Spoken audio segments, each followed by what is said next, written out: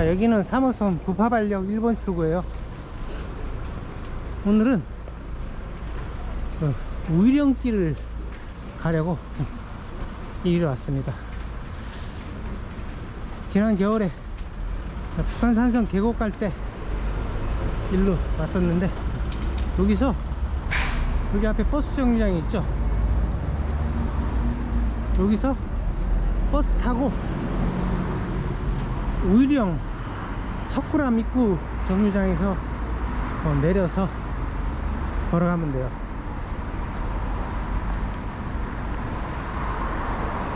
부처님 오신 날 5월 27일이라서 연동으로 탑을 쌓아놨네요. 여기 공항버스야?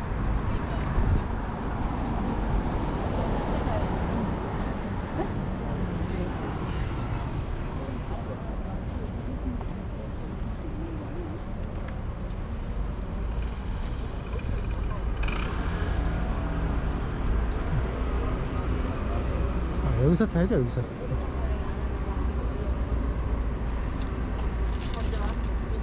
704번 타고 가면 돼요. 여기 34번 타고 현재 지금 부파발역 2번 출구 앞에 정류장에 있고, 여기서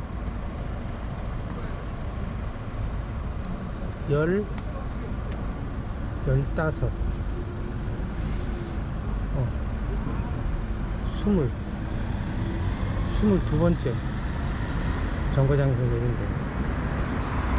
되게 많네. 여기 704번 버스가 옵니다. 그러니까 등산객들은 뭐 엄청 타네요. 지금 만원 버스 될 것 같은데. 나 뒤로 타야 되겠다. 앞에 북한산이 잘 보이고 있어요. 석굴암 입구입니다. 다음 정류소는 샘포입니다. 2번 정류장에서 내리면 돼요. 여기는 경기도 장흥면이에요. 여기서 내렸습니다. 여기 북한산 국립공원이라고 안내판이 있는 거 보니까 이리로 들어가면 될 것 같아요. 이쪽 여기 있네. 여기. 우이령길 사전 예약제. 하루 전까지 예약하고 들어와야 돼요. 길이 양쪽인데 오른쪽 길로 가야 돼요. 초입에는 아스팔트 길이라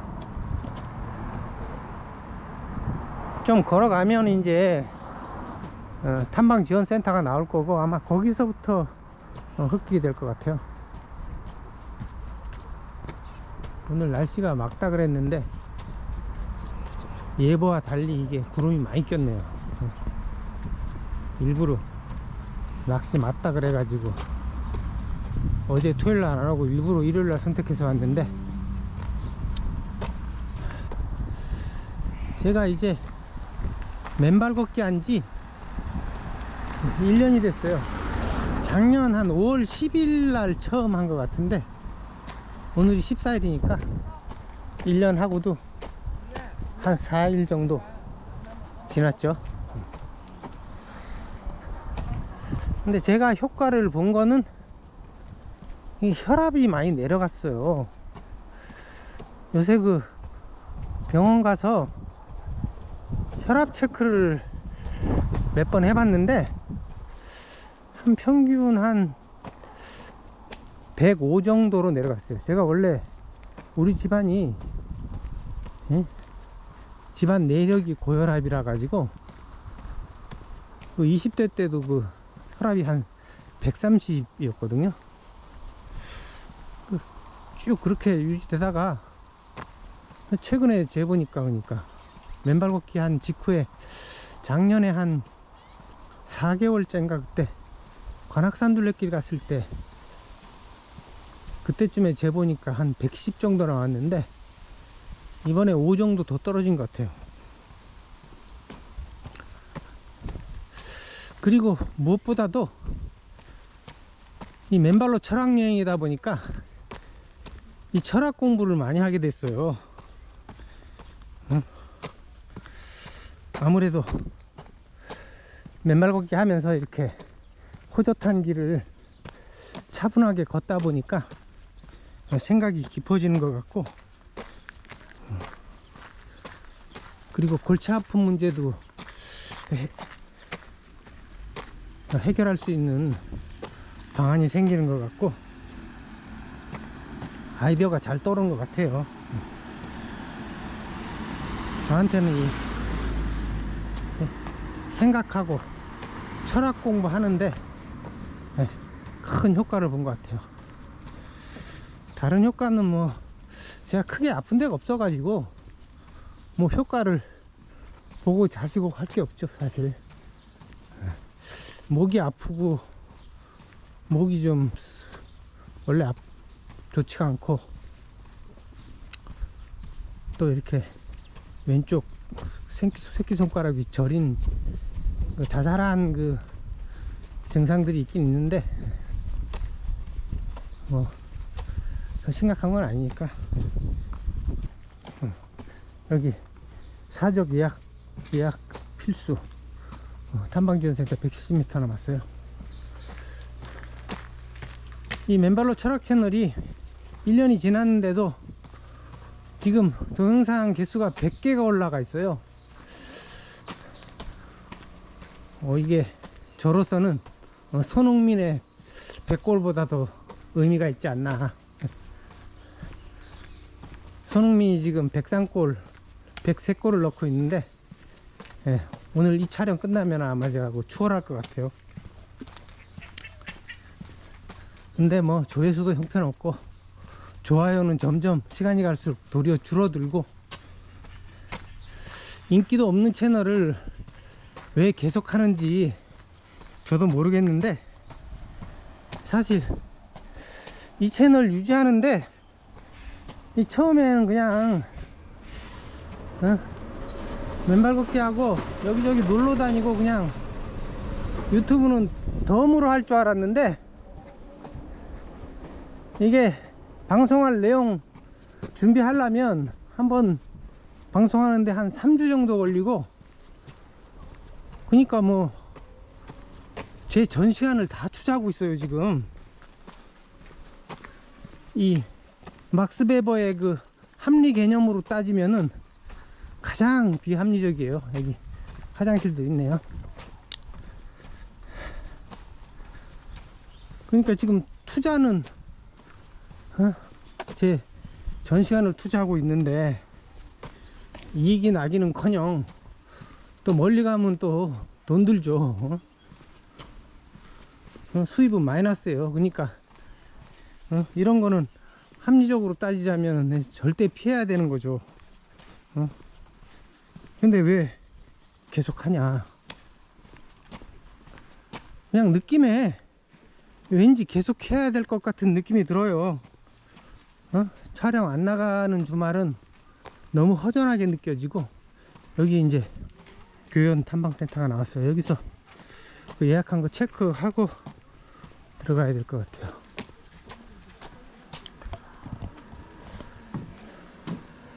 핸드폰에 이거 가져왔는데 QR코드를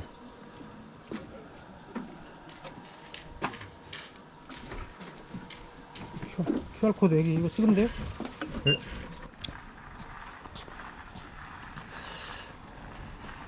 이게 이 맨발로 철학 채널을 운영하는 게 하늘이 내린 제 소명이 아닐까, 그렇게 생각되네요. 맨발로 철학 여행 채널이 이 재미는 제로인 것 같아요. 그래서 이제 인기가 없는데, 그러나 의미도 없느냐? 의미는 그 반대일 것 같아요. 철학적으로 분명히 의미가 좀 크다고 자부하는데, 현대 지금 시대적 분위기가 이 코로나 사태 터지고 나서 이게 종말적인 분위기라는 거 많은 사람들이 느낄 거예요. 그 원인이 제가 보기에는 이 서양 문명 자체가, 그러니까 서양 철학 자체가 그 서양 문명의 가장 기초가 되기 때문에 이게 자기 파멸적인 철학이라고 봐요, 저는. 그래서 이거는 뭐 필연적으로 서양 문명이 불러올 수밖에 없는 그런 결과인 것 같고, 이런 서양 문명을 극복하고 그 미래를 모색하기 위해서는 서양 철학과 서양 문명을 전체적으로 재평가하는 작업이 반드시 필요한데, 제가 그 중에서 작은 일부분이나마 하고 있다고 봅니다. 아직 지금 포장도로인지 비포장도로인지 모르겠네. 비포장도로 같은데, 이런 길은 걷기에는 좋지만 이게 건조해 가지고 맨발로 걸으면 안 좋아요. 이게 발 피부가 건조해져 가지고 다 일었을 것 같아요. 지난번에 어디 갔었지? 기억이 안 나네. 진달래 능선 갔죠? 거기서 이제 계몽의 변증법에 대해서 깠는데, 거기서 인용한 게 이제 오디세이아죠. 이 아도르노하고 호르크하이머가 오디세이아를 제대로 해석했는지 확인하기 위해서, 마침 제가 요새 그 유럽 인문 아카데미에서 오디세이아를 배우고 있기 때문에 그 선생님한테 물어봤어요. 계몽의 변증법에서 그 세이렌의 노래를 해석한 게 맞냐. 그랬더니 선생님이 경강부회래요. 그거는 저도 그런 느낌이 들어가지고 확인하려고 물어본 건데, 선생님도 똑같은 의견을 얘기하더라고요. 이 선생님이 우리나라에서 그 호메로스를 전공한 최고의 권위자고, 아마 세계적으로도 좀 이름이 있는 것 같아요.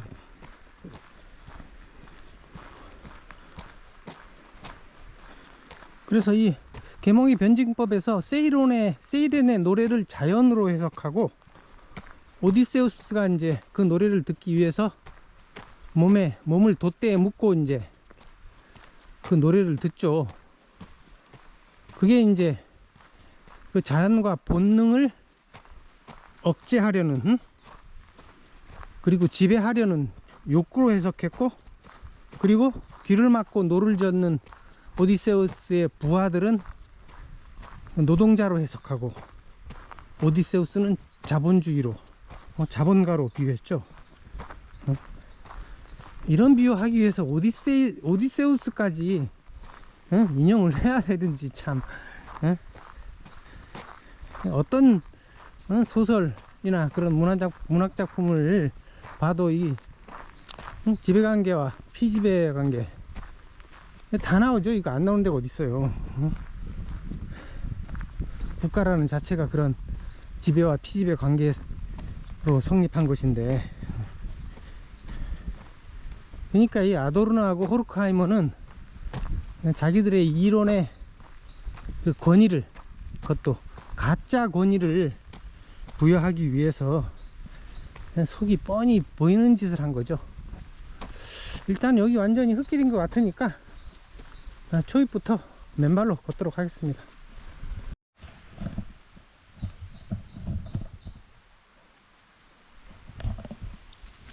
맨발을 벗었습니다.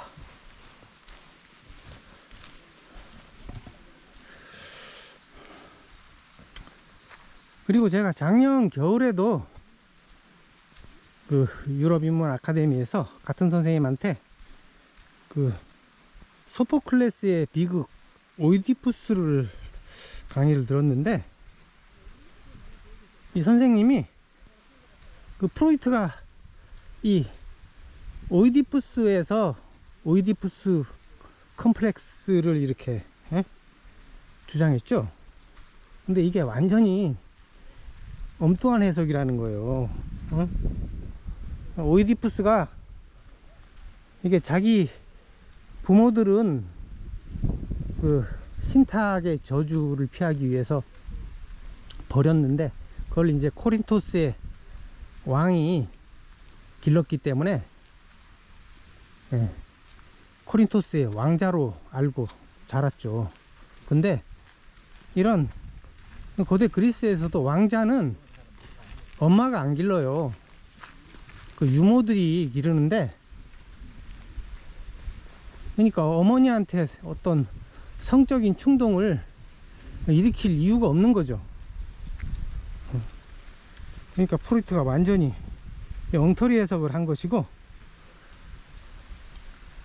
그러니까 이 계몽의 변증법에서 아도르노하고 호르크하이머가 자신들의 이론에 권위를 부여하기 위해서 속보이는 짓을 한 것처럼 같이 이제 사기를 친 거죠, 이게.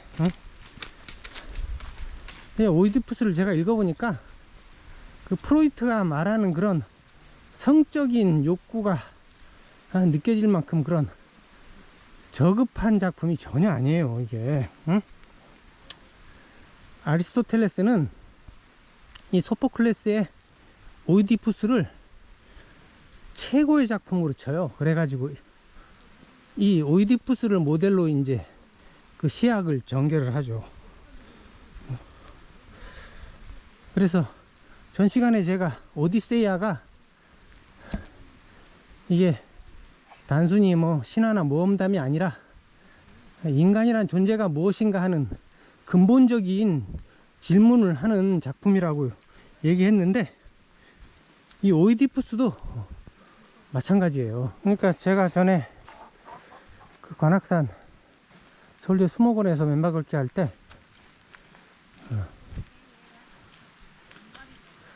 그 오디세이아가 그 신화에서 벗어나 인간 중심으로 가는 그런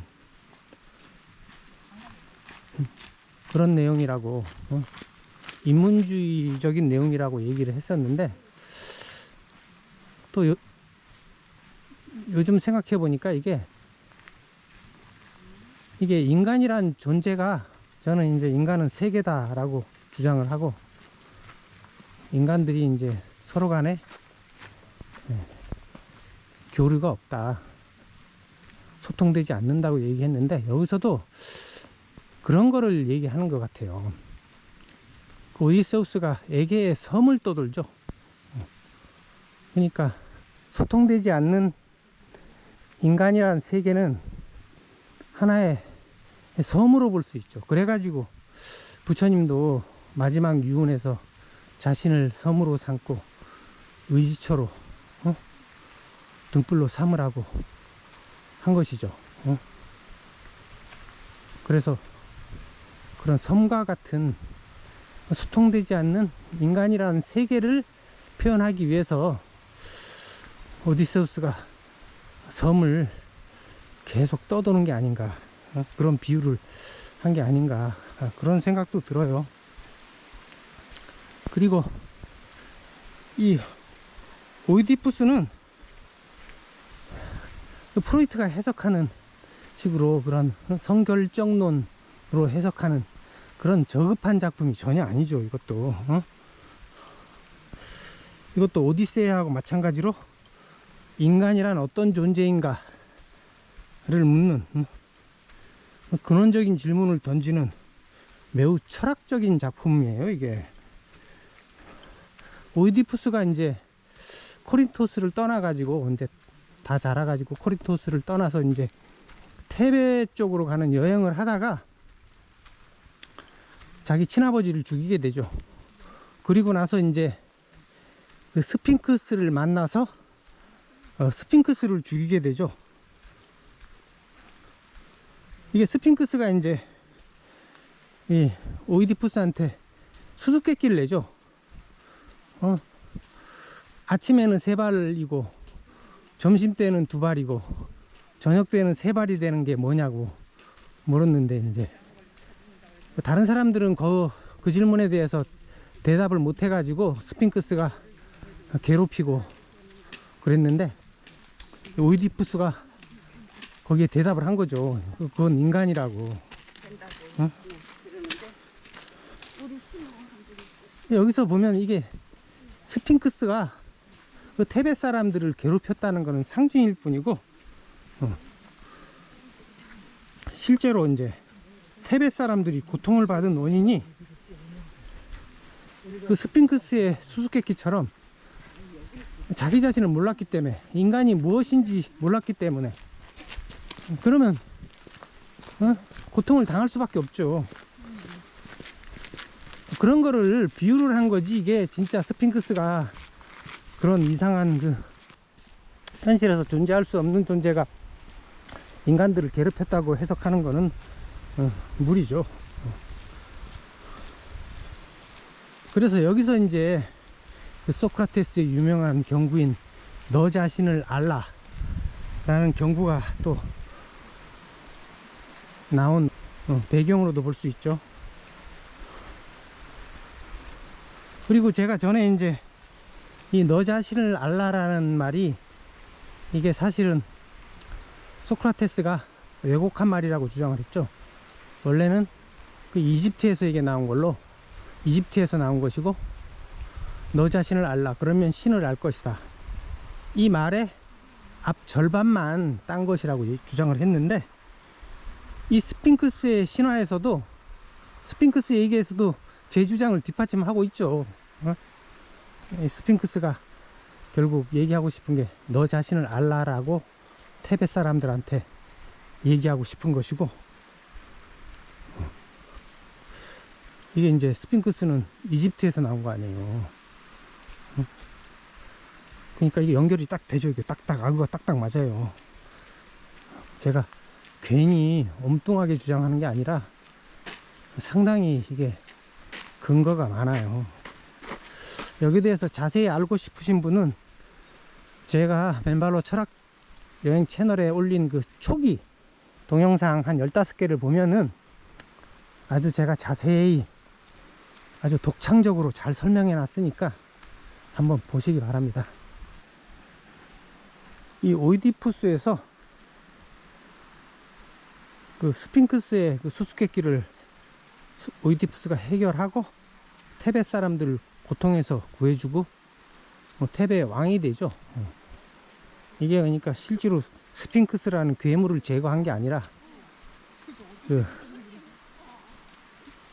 인간에 대한 근본적인 질문의 해결책을 오이디푸스가 제공했기 때문에 이제 그 현명함으로 인해서 왕이 됐다고 봐야죠. 우리 앞에 남자분이 맨발로 가고 있어요. 아까도 맨발이었는지, 아까 입구에서 봤는데 그때도 맨발이었는지 모르겠어요.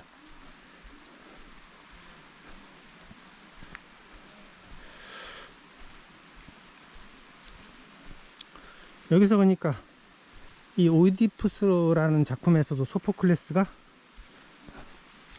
인간이 무엇인가라는 근원적인 질문을 던지는 것이라고 이 스핑크스의 이야기에서 암시를 준 것이죠.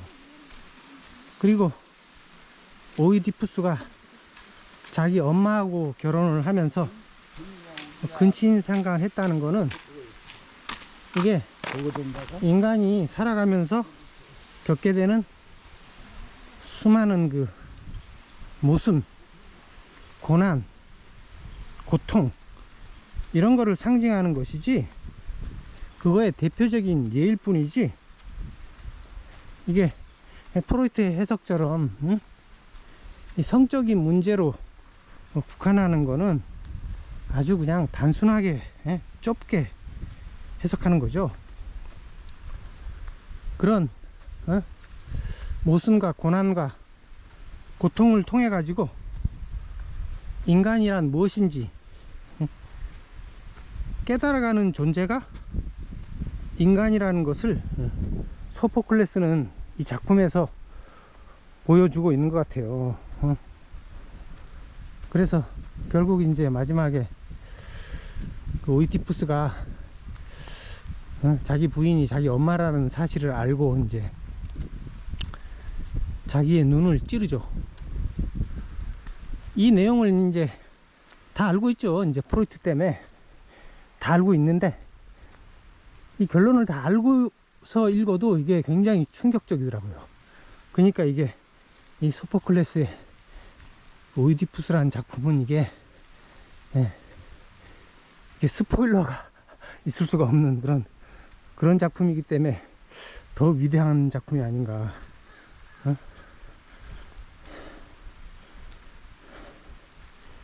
그래서 오이디푸스는 눈을 찌르고 이제 스스로 맹인이 된 다음에, 맹인이 되는데, 이 고대 그리스에서 맹인이 상징하는 게 예언자죠. 예언자들은 다 맹인이 많아요. 맹인으로 이제 많이 나타나고, 호메로스도 맹인이죠. 호메로스도 거의 예언자 수준으로 간주되는 거고, 현자로 간주되는 거죠. 그래서 오이디푸스도 고통을 통해서 깨닫고 현자가 되었다는 거죠. 이게 실제로 이제 이 다른 작품에서도 그 오이디푸스가 나오는데 메인 현자로 나온다 그래요. 이게 이제 이런 식으로 이제 소포클레스의 오이디푸스를 해석하면, 이게 전에 이제 아이스킬로스의 그 비극 아가멤논에 대해서 제가 얘기했는데, 거기서의 이제 주제가 파테이마토스라고 했죠. 그게 이제 고통을 통한 깨달음이라고. 이 주제가 소포클레스의 오이디푸스에서도 계속 핵심 문제로 반복되고 있는 것 같아요. 그래서 제가 이런 파테이마토스를 중심으로 해서 진짜 경험 철학을 제가 전개하고 싶다고 이렇게 얘기를 했었는데, 이게 이제 현실과 직접 연결되는, 여기 맨발 걷기 하는 사람들이 엄청 많아요. 이게 이제 저는 진정한 철학으로 보는 거고, 이게 현실과 직접 연결되는 진정한 철학으로 보는 거고, 이 철학이 이제 나중에 그 프로타고라스의 철학으로 계승되었다고 봐요. 근데 이 소크라테스와 플라톤은 이런 그리스 철학의 전통을 배반한 게 아닌가. 그러니까 소크라테스와 플라톤의 철학은, 그들의 이데아 철학을 현실과 분리시켜 가지고 저 멀리 안드로메다로 보낸 셈이에요. 그래서 아리스토파네스의 희극 구름이라는 작품을 보면은 이 소크라테스가 아주 소피스트로 아주 우스운 존재로 묘사되죠. 우스꽝스럽게 묘사되죠. 그 당대에는 그러니까 지금하고 현대하고 달리 이 소크라테스가 대표적인 소피스트고, 궤변을 일삼는 그 이상한 사기꾼이고, 그 프로타고라스가 진짜 정통, 그리스 철학의 전통을 대변하는 철학자로 여겼을 수도 있어요. 아마 프로이트는 이 오이디푸스를 읽지도 않고 그냥 이런 저급한 해석을 한 게 아닐까. 프로이트가 엄청난 작품인 그 소포클레스의 오이디푸스를 모독한 셈이죠.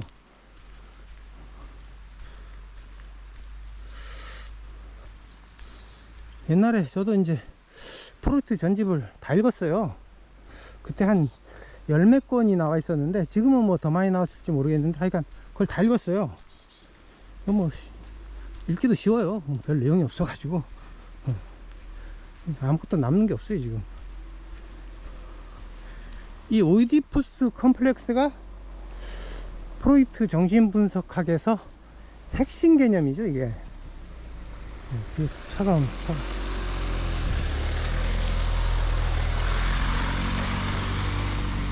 근데 이런 식으로 소포클레스의 오이디푸스를 엉터리로 해석을 해버리니까 이 맞을 턱이 없죠. 그래서 프로이트 자신도 나중에 그 자기의 정신분석학이 임상에 안 맞다고 스스로 고백했고, 단지 인문학적으로 쓰일 수 있을 뿐이라고 얘기했는데, 말이 인문학이지 이게 개구라라는 얘기죠.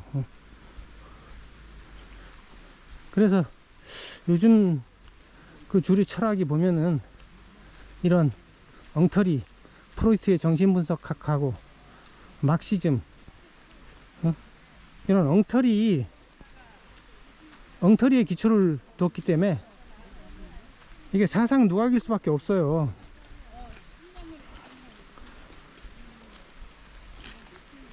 그러니 당연히 이게 제대로 된 철학이 나올 수가 없죠. 오류투성이고 내용이 없고 엉터리다 보니까 그것을 숨기기 위해서 난해하게 포장하는 게 이제 현대 철학의 특징이고 대표적인 속임수인 거죠.